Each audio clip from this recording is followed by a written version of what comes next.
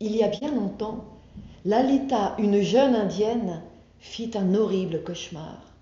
Elle rêva que de grands oiseaux blancs traversaient l'océan, arrivaient jusqu'à elle, poursuivis par des vents si violents qu'en traversant la forêt, tous les arbres s'étaient abattus. Lalita avait même entendu la forêt pleurer. « Qu'est-ce que cela peut bien vouloir dire ?» demanda-t-elle à ses parents. « Ce n'est rien, Lalita, juste un mauvais rêve. » Les jours passèrent et Lalita monta au sommet de la montagne pour y voir la vue magnifique qu'on a sur la plaine. En regardant l'océan, elle aperçut d'énormes oiseaux blancs qui s'approchaient vers la rive, comme dans son rêve.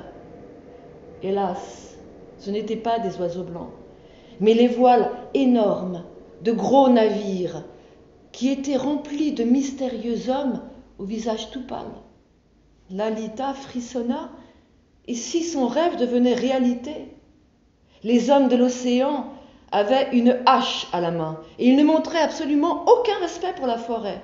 Ils ne prêtèrent aucune attention aux Indiens, et ils commencèrent à abattre les arbres un à un, ne laissant qu'une terre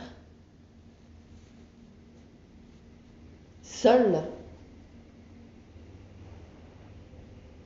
et désolée.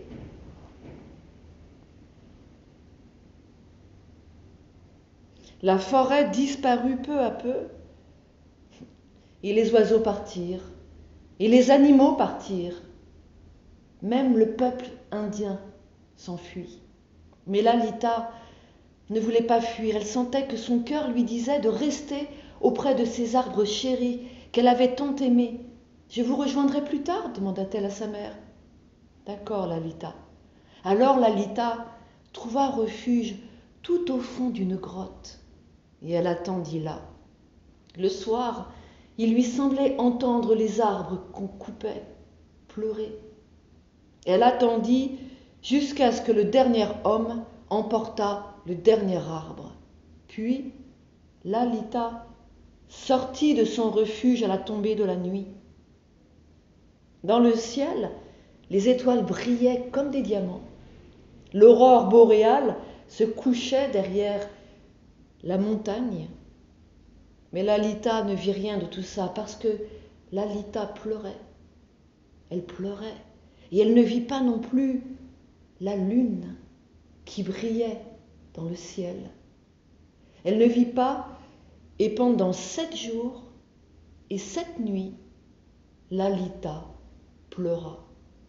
Elle pleura tellement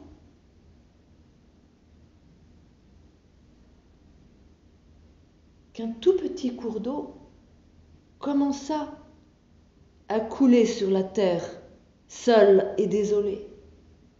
Et de ce cours d'eau naquit un autre cours d'eau, et puis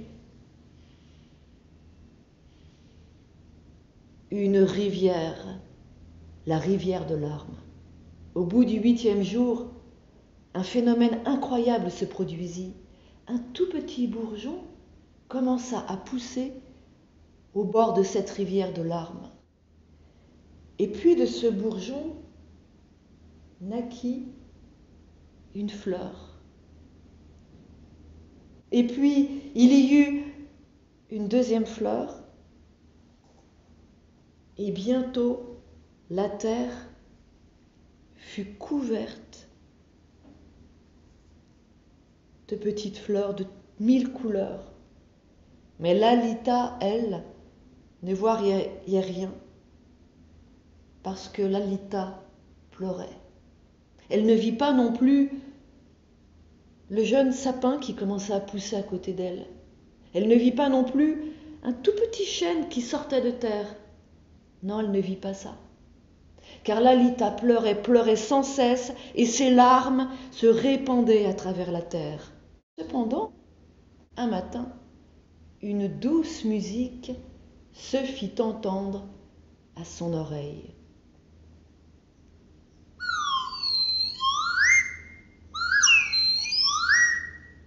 Alors, pour la première fois depuis longtemps, Lalita ouvrit les yeux et sécha ses larmes. Elle vit un oiseau sur le faîte d'un arbre qui chantait. Elle vit toutes les petites fleurs, elle vit les jeunes pousses des arbres. Ses larmes avaient été sincères et avaient permis le retour des oiseaux, des animaux et même de sa famille. Et depuis, les Indiens disent que l'amour l'emportera toujours sur la haine.